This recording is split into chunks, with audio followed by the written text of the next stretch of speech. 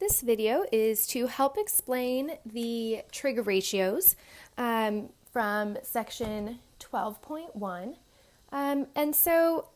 What we want to do is, in learning a new concept in math, we always want to try and relate it to things that we've seen before. So when we talk about the trig ratios, they are ratios, right, which is a comparison. And so there are three trig ratios. I'm trying to get everything situated here. There we go. There is the sine, cosine, and tangent. And the sine of an angle gives us the ratio of opposite over hypotenuse. The cosine of an angle gives us the ratio of adjacent over hypotenuse. And the tan of an angle gives us the opposite over adjacent. This is how we get SO, CA, TOA. Now, again, this is just a quick overview. And so what we want to think about is, how does this relate to what we've seen before? And one of the questions on Padlet was, do we multiply by sine? Do we divide by sine? You know, what operation is really happening here? And what I'd like to say is that sine, cosine, and tangent are new mathematical functions, right? So what does this do? This takes an angle. So let's think about a right triangle. Here's my angle, x degrees. So it takes an angle, and that is our input. So what the calculator is doing is it's going into an information bank. So long ago, someone drew a ton of right triangles, and we varied from 1 degree, 1.1 degrees, 1.2 degrees, 1.25 degrees, all the way up to 89.9, 89.99. So we're looking at these acute angles.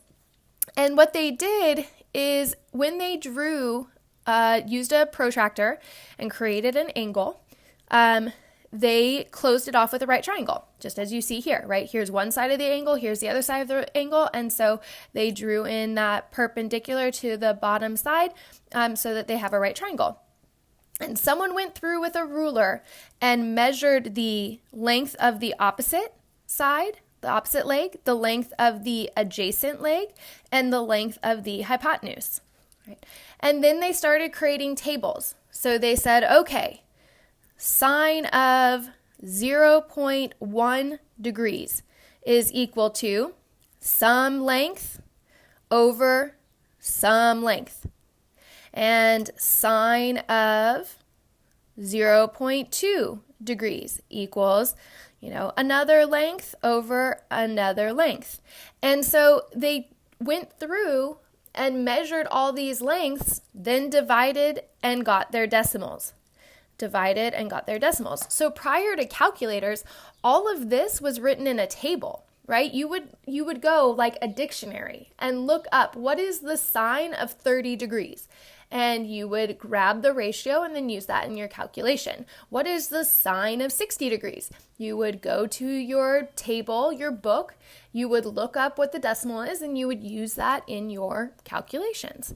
Now we have calculators that do that for us. So the idea is, when we have sine of x degrees equals, you are inputting an angle, and the calculator is referencing this table and is outputting the correct ratio, right? So it's the idea of an input and an output. So this right here, sine, is a command, right? It's telling the calculator where to get the information.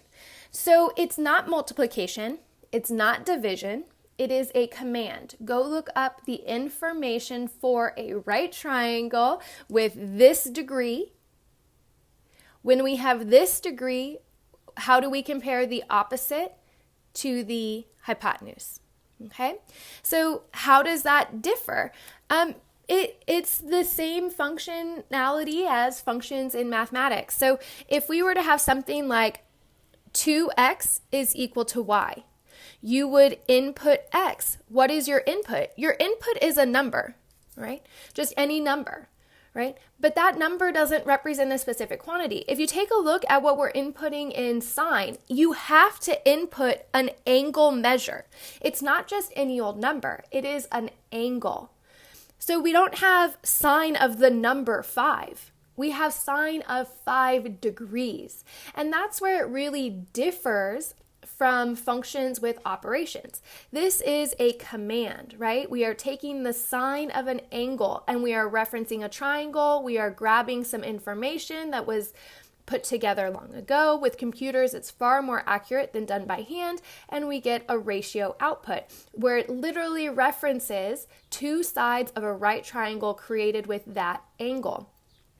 So over here, if we're looking at, just our basic, this is also a command, right? What is it commanding the function to do? Once we input a number, we are taking that number and multiplying by 2, and we get our output, which is another number. All right, so here, this is all closed within numbers, right? Real numbers. Over here, our input is an angle, our output is a ratio, a comparison, a relationship. So our input-output idea is also new, right? What are we inputting? A specific type of number, an angle. It represents a rotation. What are we outputting? The comparison of two lengths. It is a ratio of lengths. So these values now carry specific measurements, right? Rotation is in degrees or radians. You'll learn more about radians next year in Algebra 2. It's just a different way of measuring a rotation. And here we are comparing lengths. Remember, we've talked in detail about the difference between an angle and a rotation. An angle and a distance, right? It's all about basketball, right? Angles are pivots. Those are legal. Once you stop dribbling, you can keep your pivot put in place and you can rotate back and forth and you're all good. The second you start to run, right, you've traveled and you've violated that rule. And so when we input an angle, we output a comparison of lengths. Over here, we input a number and we output a number, which means that multiplication has to exist between numbers. I can't multiply sine and an angle. What would that look like, right? If we're looking at multiplication, right? Say I input the number 3. If I'm looking at multiplication, we are multiplying 2 by 3. We see this grid. That gets a total of 6, right? We can see this input where 2 times 3, our output is 6. If I change that to 4, right? We extend that to become 4. Our output is 8. So multiplication has to exist between two numbers, right? 2 going down, 4 going across. What would this look like? Sine. How long is sine?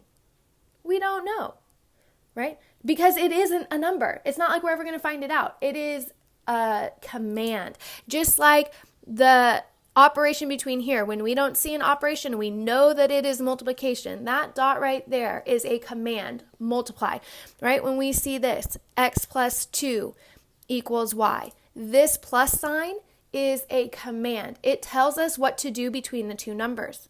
So sine is a command. It tells us what to do with the angle. It tells us to create this ratio. So cosine of an angle equals adjacent over hypotenuse. So once they were done creating the table for sine, they moved on to cosine. Luckily, they didn't have to redraw the triangles, right? When we're at 0.1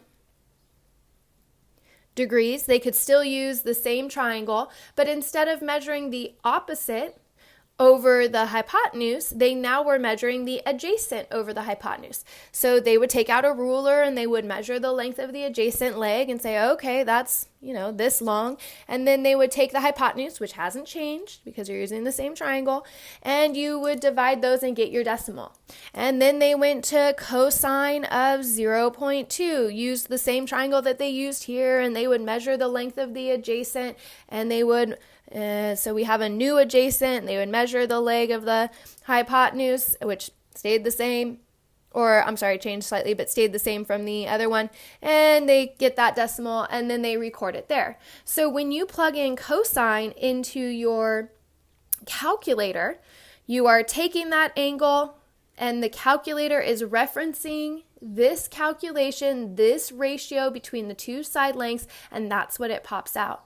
That's the beauty of calculators. It's so much easier on us than having to draw out the triangles ourselves and measure them, or going to a book full of calculations that were done for us.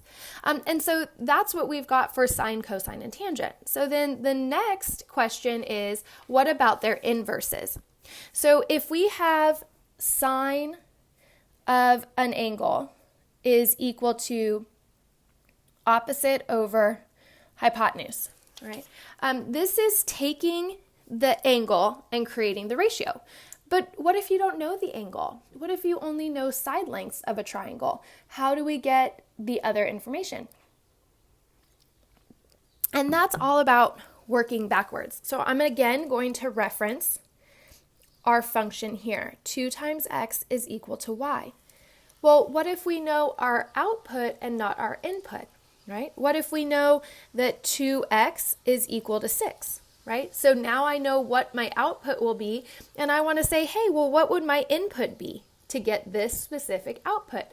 Well, I would want to work backwards, right? So originally, what goes in for the input is x. What's happening to x is being multiplied by 2. So I want to undo what's happening here, and we do that by what we call the inverse. How do I undo multiplication? I divide. So multiplying by 2, dividing by 2, we say that it cancels, and we have x is equal to 3. So we have this idea that multiplication and division are inverses, right? They undo each other. Just like if we add, subtraction is the inverse of addition. So it undoes, each one undoes the other, right? If we think about our second function where we had x plus 2 is equal to y, if we know our output here is 6, what would our input be? We want to do the inverse of adding 2 and subtract 2, and we get our answer. So the idea of an inverse allows us to undo what was originally done. So if we take a look at inverse, we want to basically go backwards, right? Y divided by 2, right, will get us x, as if similarly, 2 times x gives us y. And so it's all about what we're given. So what if we are given the output first, right? So we have sine of an angle is equal to 1/2. Okay, so here we know the ratio, we want the angle, so we have to work backwards. And so just like over here, we do the inverse. The inverse of multiplication is division. So the inverse of sine is sine inverse. So I'm going to do sine inverse, that looks like sine to the -1 as an exponent of 1/2, right? And so what this does is it does the exact opposite. So what does sine do? It takes an angle as your input and creates a ratio as your output. So the inverse is going to take the ratio, that is now your input,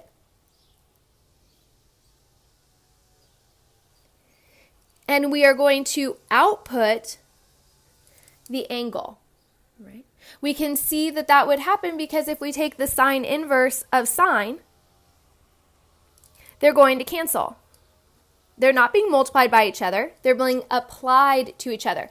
Just like multiplication and division are applied at the same time. Just like addition and subtraction are applied at the same time. It is a new, you can think of it as an operation, right? In the calculator, it has a specific job. And so when we use sine inverse, that job just flips. It takes a ratio and creates an angle. So I'll do a couple of examples if you'd like. Well, you can't respond, I'm sorry. So I'm going to do a couple of examples. If you're good to go at this point in time, you can work on the homework. But so say we are looking at that special right triangle of 30 degrees, 60 degrees, and 90 degrees. Now we've already talked about the side lengths are always going to be proportional.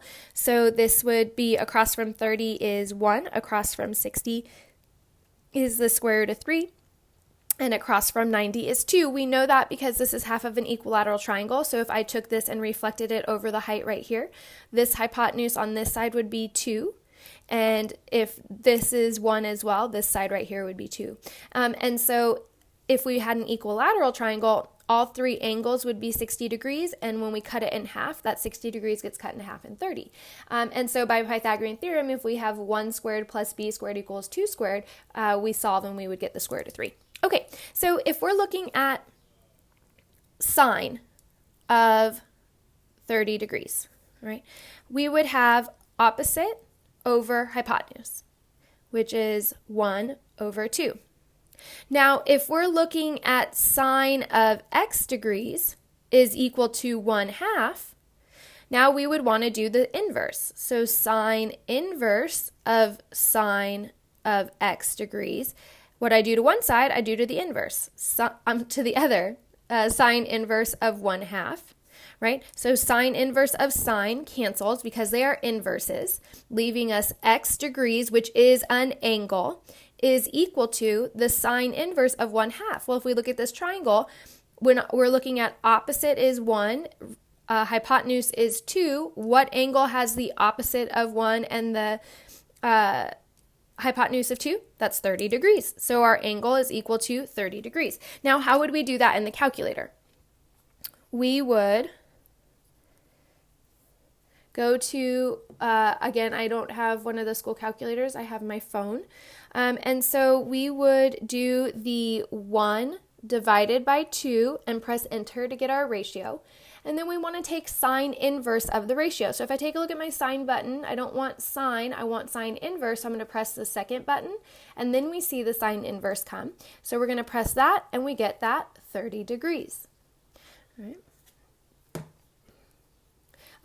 If you have further questions or want more of an explanation, please go ahead and respond in the Padlet, and I'll keep going. I know that this is a challenging topic, and I really wish that we were in school together to do this together.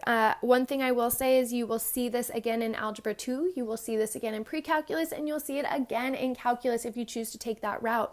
And so it is important to be exploring it. Look at videos. There's a lot of resources online. You've got YouTube, you've got Google, you've got Khan Academy. So you've got me. So keep asking questions while we have time. Thank you.